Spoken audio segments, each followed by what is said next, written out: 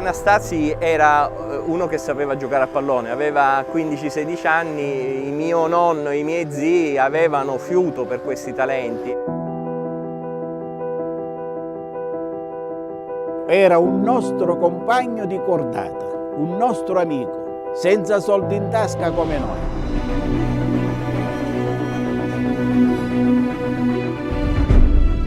Ma per noi è un idolo Anastasi, per noi è il fatto che è uno di noi, cioè uno del territorio.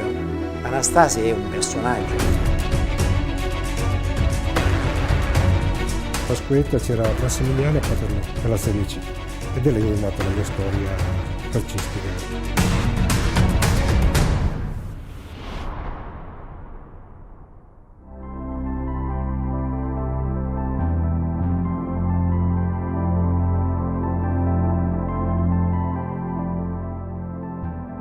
Appoggiata all'Etna, dal greco Grattugia, dal siculo Catane, per il territorio lavico in cui sorge, Catinum, da riferimento latino alla conca delle colline che circondano la città. Sono diverse le teorie sull'origine del nome Catania. Non ci sono molti monumenti a ricordare il periodo greco, probabilmente a causa di terremoti e lava che nel corso della storia hanno colpito la città.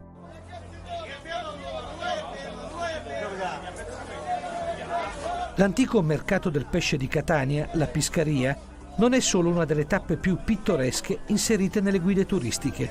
È un simbolo di forza e speranza, di rinascita, dopo il terribile terremoto del Val di Noto del gennaio 1693.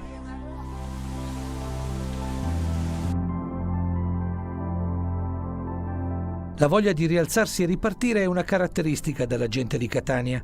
Dopo la devastazione causata dalle eruzioni dell'Etna, dopo i bombardamenti aerei e navali del 1943, non c'era più nulla e si pensava solo a ricostruire, a ricominciare. Subito dopo la Seconda Guerra Mondiale, una vasta area a sud dell'aeroporto di Catania-Fontanarossa è interessata da un importante processo di industrializzazione. Qui sorgono imprese del settore dell'edilizia, elettrico, meccanico. Qui trovano casa molte famiglie di operai. Fra queste ce n'è una particolarmente numerosa e composta da 9 persone. È quella di Pietro Anastasi, un ragazzino che adora giocare a calcio. Lo trovi sempre con un pallone tra i piedi, lo rincorre ovunque, lo prende a calci per strada e anche quando dovrebbe essere a scuola.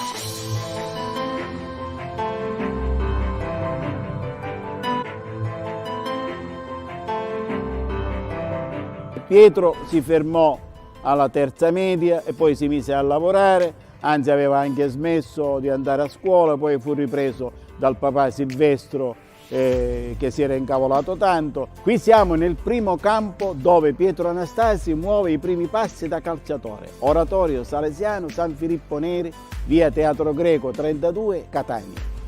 Qui si veniva praticamente da tutti i quartieri viciniori, perché a quell'epoca non c'erano spazi né piazze dove poter dare 4 calci al pallone. Studente di scuola media, quando venne qui faceva la prima media, poi interruppe la scuola e è dovuto andare a lavorare, faceva il meccanico e veniva alle volte la domenica perché si lavorava anche la domenica per necessità, con la tuta di meccanico. Il tempo che di cambiarsi. Carmelo Caldarera, Tino Vittorio, docente universitario, Compagnino, Nino Iello, Santino Maugieri, Pietro Anastasi.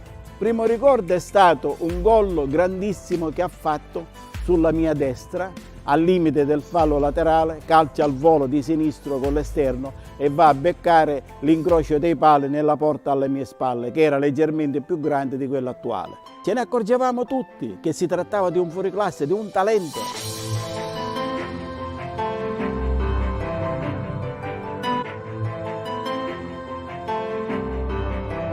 L'attaccante gallese John Charles, 3 volte campione d'Italia con la Juventus, è l'idolo di quel raccattapalle che gli chiede una foto allo stadio Cibale di Catania. Immagine che Anastasi custodirà gelosamente nel portafoglio per tutta la vita.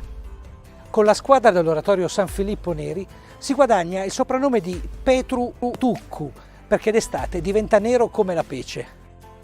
La Trinacria, squadra che porta uno degli antichi nomi della Sicilia, nota quel piccolo talento sgambettare sul campo dell'oratorio.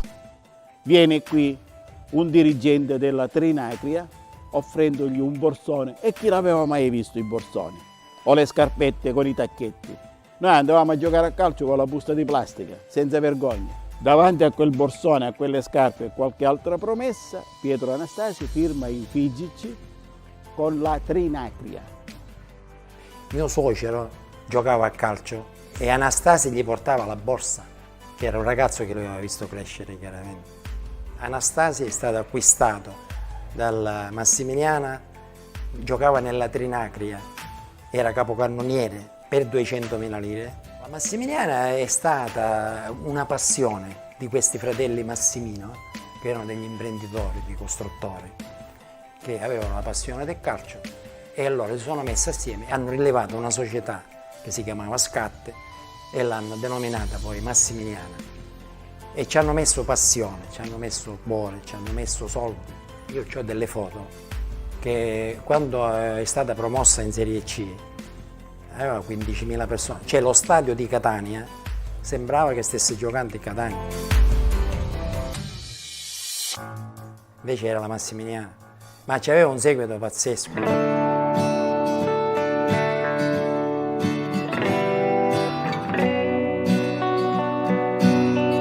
Nel quartiere Cibali sorge lo stadio che ospita le partite casalinghe del Catania, intitolato nel 2002 al presidente Angelo Massimino, il più longevo nella storia rossoazzurra, per 21 stagioni in 3 riprese, dal 1969 al 1996, l'anno della sua scomparsa. Questo ragazzo che era tornato dai primi lavori importanti in Argentina, si era dato da fare ed era tornato qui in città nei primi anni 50 con una grandissima voglia di portare avanti la sua missione nel calcio. Fondò la Massimiliana negli anni 50 insieme ai suoi fratelli, è la prima squadra di calcio che porta il nome di una famiglia, e nei sogni di Angelo Massimino e dei suoi fratelli Pippo, Turi, Alfredo, Ottavio doveva essere l'antagonista principale del Catania, doveva superare il Catania Calcio. In qualche modo le vicende della Massimiliana con quelle del Catania si incrociarono nel 1966, perché la Massimiliana salì di gradino, arrivò in Serie C, il Catania invece, finita l'epoca dorata di Marcoccio e di Di Bella, scese in Serie B. La storia di Pietro Anastasi è davvero unica, perché questo ragazzo di umili origini giocava a pallone 24 ore al giorno. Era uno che sapeva giocare a pallone, aveva 15-16 anni, mio nonno e i miei zii avevano fiuto per questi talenti e quindi erano abbastanza conosciuti. All'epoca bastava una stretta di mano per assicurarsi il passaggio di un giocatore da una società dilettantistica all'altra. I fratelli Massimino, che erano 7 fratelli, che partecipavano finanziariamente a questa squadra qui e volevano farla diventare a pari del Catania, diciamo così, però sono andati quasi vicino. Il Catania dice che lo trattava, che dobbiamo fare, ce lo prendiamo noi, perché oltretutto in quel periodo Angelo Massimino, che è uno dei fratelli però, che poi è passato, ha rilevato il Catania. Perciò tra fratelli forse c'è nata qualche cosa, forse quello lo voleva gratis, chi lo sa. Il fatto è che Catania non l'ha potuto prendere, e ha avuto dei rimpianti chiaramente. Poi Anastasi, un colpo di fortuna col Varese, quando si dice il destino.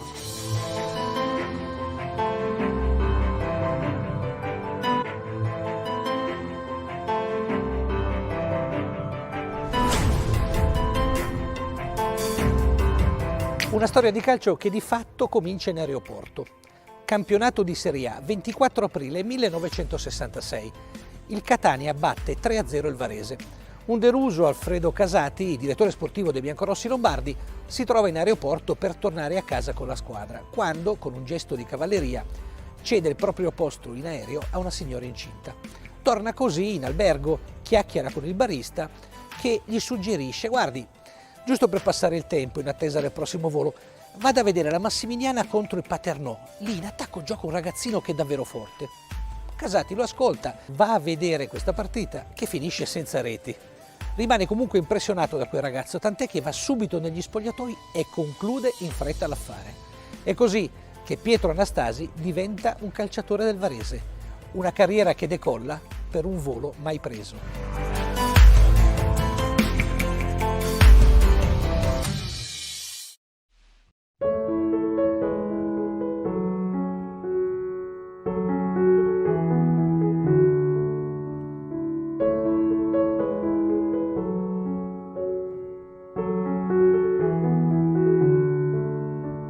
Estate 1943. Dopo i porti e le città del sud Italia, i bombardamenti degli alleati si spostano al nord, su obiettivi strategici come Genova, Torino e Milano, la città più colpita del settentrione. Tra le zone distrutte c'è anche quella dove si trova l'officina elettromeccanica di Guido Borghi, che decide così di trasferirsi in provincia di Varese, a Comerio.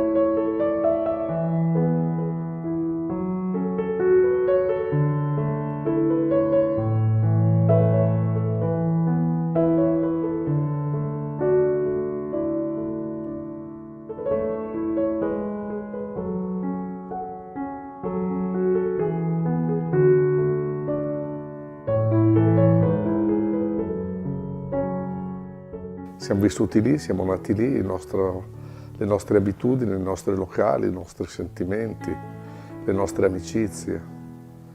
La strada da dove abitavamo noi per andare a scuola, tutte le mattine a piedi.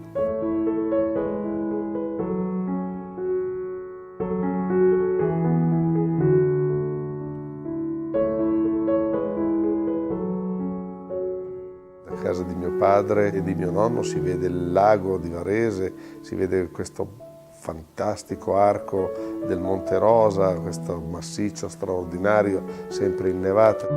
Lontana da Milano, Milano bombardata, Milano dalla ricostruzione. E si è tornati in quel di Comerio e lì si è iniziata una nuova attività. L'epoca della ricostruzione dell'Italia, perché gli italiani avevano bisogno anche di elettrodomestici.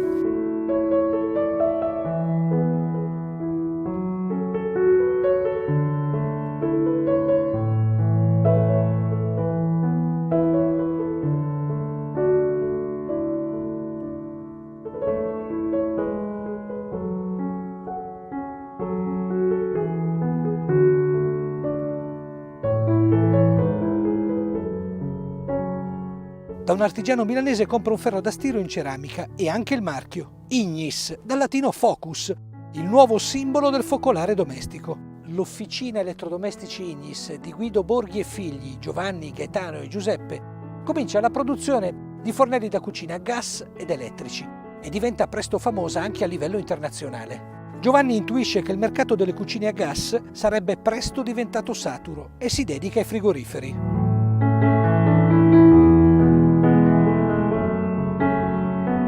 Giovanni Borghi è uno dei simboli dell'Italia industriale negli anni del boom economico e con un'attenta campagna di comunicazione lega immagine e nome dell'azienda alla sponsorizzazione sportiva.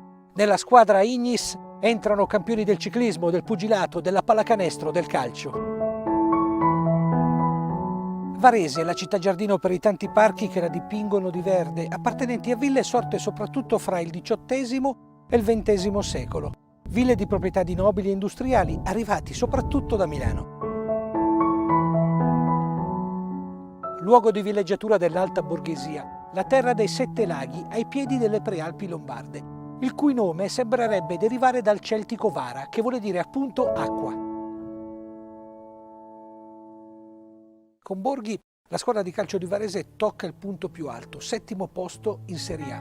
Al Francossolo accadono squadroni come Milan, Inter, Roma e soprattutto Juventus. Anastasia e la Juventus, un destino che sembra scritto.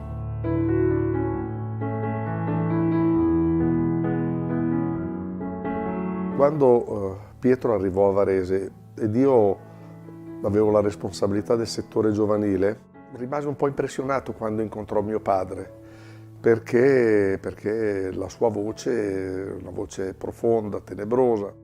C'ero anch'io e quando ho visto che aveva avuto una reazione di timidezza, gli ho detto sì, ma non ti preoccupare che tanto il suo cuore è grande. È stato Anastasi, è stato Pietro, difficile paragonarlo a qualcun altro. Ho conosciuto tanti grandissimi giocatori, ho frequentato tanti grandissimi giocatori sia da calciatore che da allenatore, ma un uomo semplice come lui non l'ho mai trovato, semplice, spontaneo, sincero, leale. Io credo che non abbia detto mai una bugia, che non abbia detto mai niente di male a nessuno. Pietro Calciatore era un giocatore moderno che farebbe la fortuna degli allenatori di oggi. Lui faceva reparto da solo, si muoveva come un fulmine, veniva incontro, andava sul lungo, tagliava, prendeva palla, partiva, apriva gli spazi e poi se c'era una palla che girava in aria lui era talmente rapido che faceva gol. Quindi un giocatore modernissimo, veramente un giocatore attuale.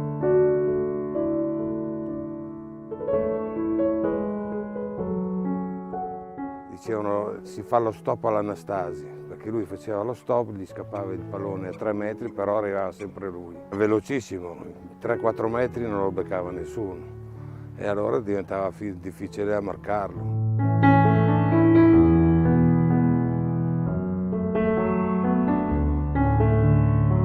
La sua semplicità e la sua modestia è riuscito a conquistare tutti. Di star con il Pietro perché era semplice, non faceva pesare che lui era Pietro Anastasi, nazionale, capitano e chi era. L'orgoglio, la volontà e la modestia. Pietro aveva un grande merito, oltre che ad essere un grandissimo campione, il grande merito della generosità. Era un uomo che in una partita dava sempre tutto. Io mi ricordo, era certamente il più allenato e più atletico, ma quando finiva il primo tempo e lui entrava negli spogliatoi, soffiava ancora per quanto aveva corso, non si fermava mai. Un numero 9, perché allora erano numeri 9, che corresse così tanto non ce n'erano. Erano molto egoisti, pensavano solamente al gol e quindi pensavano di fare gol con la lucidità e col colpo. Lui lo faceva con la lucidità, col colpo, ma anche con tanto movimento.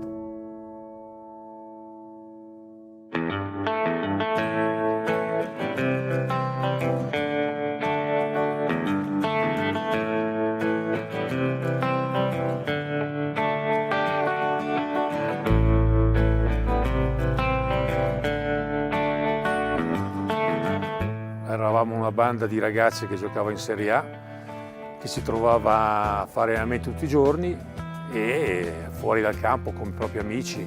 Avevamo le ragazze che poi abbiamo sposato, che erano amiche tra di loro, quindi era una vita insieme, una vita passata lì alla casa dell'atleta, lì dove sono le piscine, alla Ignis, allora era ancora Ignis.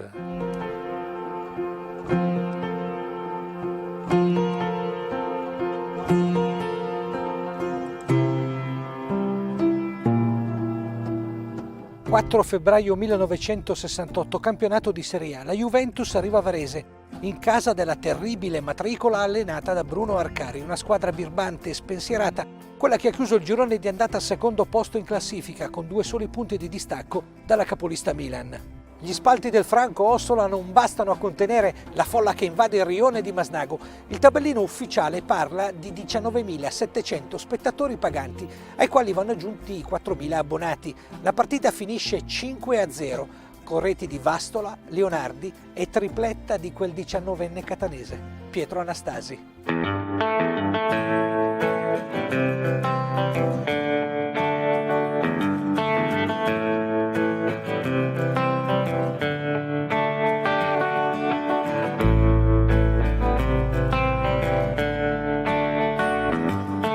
Su questo campo si sono giocate partite memorabili, soprattutto a cavallo fra gli anni 60 e 70, quando il Varese era della famiglia Bolli. Qui nel 1968 la Juventus ha perso 5-0, con tripletta del giovane Pietro Anastasi.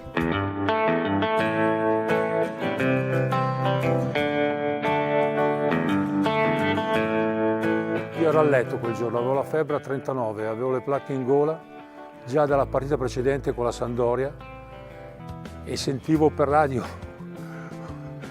tutti questa grandinata di gol.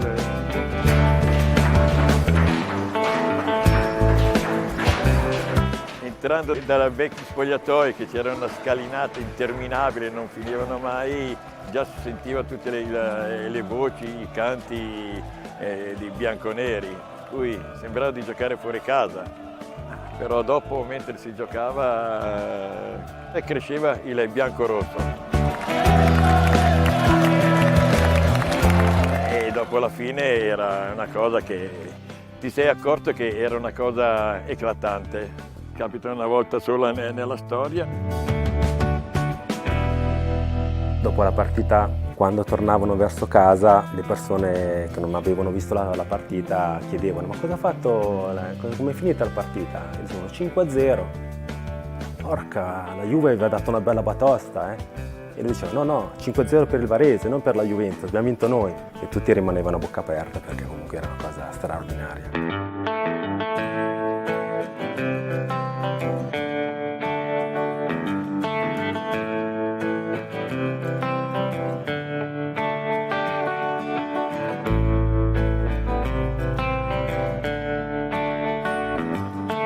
Arrivare a Varese, dopo essere stato 18 anni a Catania, mi ero mosso un po' poco, non ero andato tanto lontano. C'era Borghi, Commenda, chiamate come una grande persona, che faceva anche paura, cioè paura quando parlavo con questo vocione così, sai, io ragazzino, 18 anni, arrivando, ero un po' intimidito da questo personaggio così famoso, così, però alla fine insomma era una persona alla mano. A Varese io ho trovato delle persone eccezionali come Casati, che lo chiamavano tutti mio papà, la squadra mi dicevano che era il mio secondo papà, e poi un grande personaggio che è il grande Arcari, che l'allenatore era il papà di tutti, perché non sembrava neanche un allenatore, tanto era bravo, tanto era buono, però ha avuto dei grandi successi, la squadra lo seguiva, si è preso anche lui delle grosse soddisfazioni.